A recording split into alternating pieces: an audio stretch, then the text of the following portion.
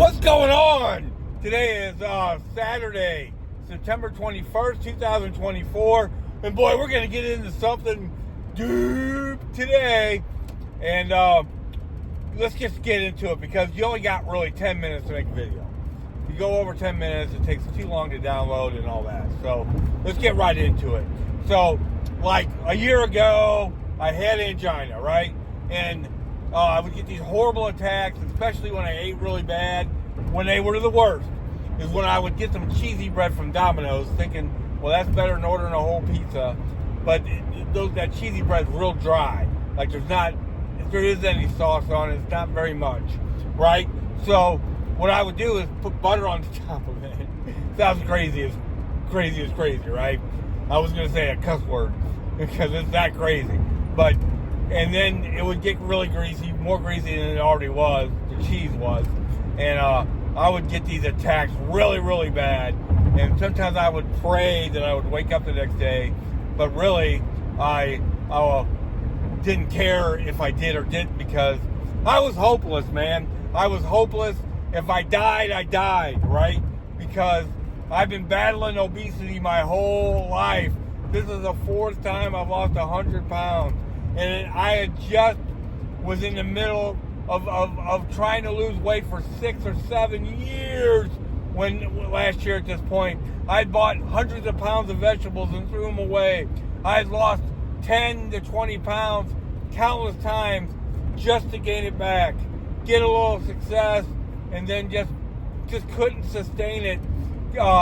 Couldn't stay on a plant-based diet. Couldn't exercise, especially after I got angina.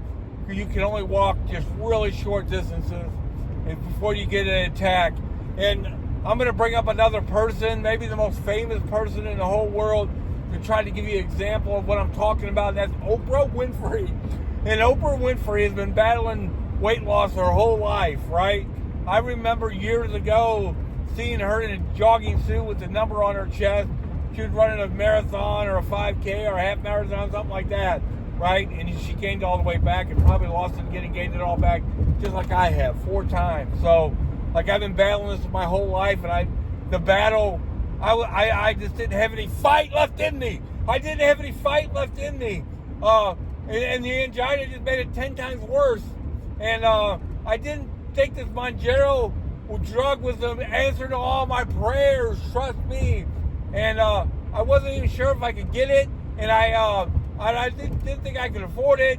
And that's what I've been trying to talk about all week is forget all of that.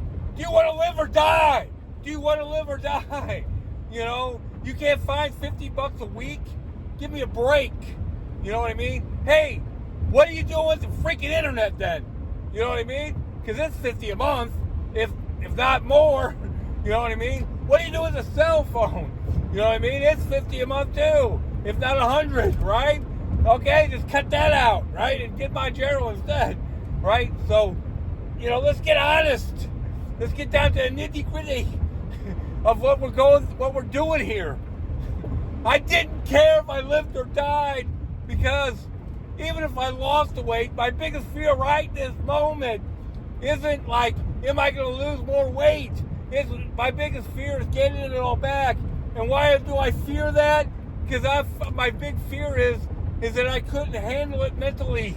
Like I would really go cuckoo for Cocoa Puffs. Like I wasn't already cuckoo for Cocoa Puffs.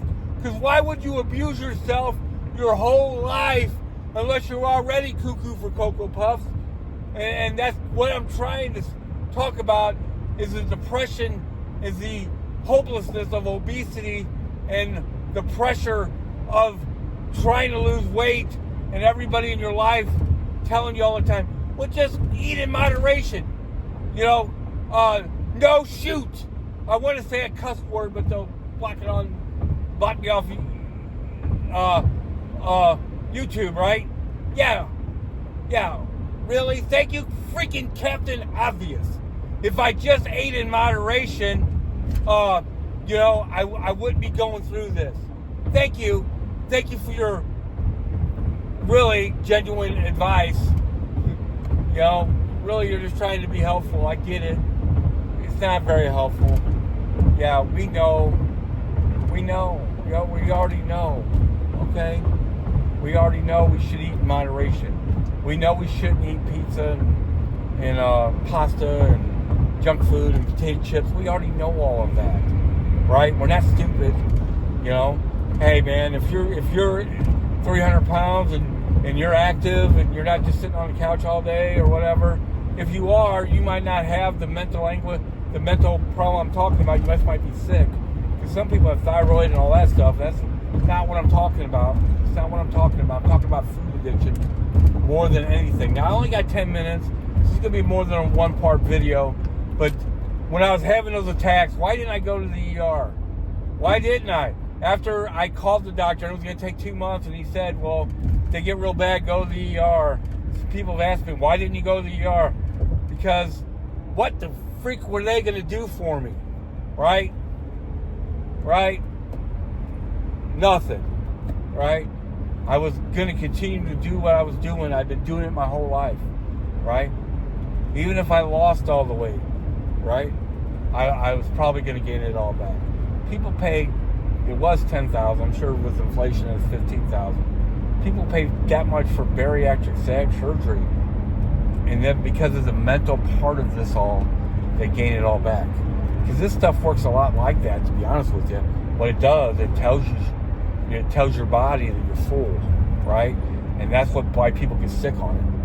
That's why a lot of people get sick. Some people really do have side effects and stomach paralyzation and all kinds of other stuff. But that's not who I'm talking about. I'm talking about somebody who would get bariatric surgery. My aunt. I've heard my Aunt Sandy died after she got bariatric surgery because she was using that food as her only happiness. And the happiness from food is about as fleeting as crack. Right? Like I've got 23 years of cleaning off alcohol and drugs, right? I have smoked crack, right? 30 years ago, right? So it's very fleeting. And most of the time you don't even get high. You might have got high once, but you know, the chances of you getting high aren't high. You know, and the chances of you gaining any sustainable happiness from food are zero. So that's what I'm talking about. That's what I'm talking about. Is that, yeah, you're probably if you don't change everything when you get on this stuff,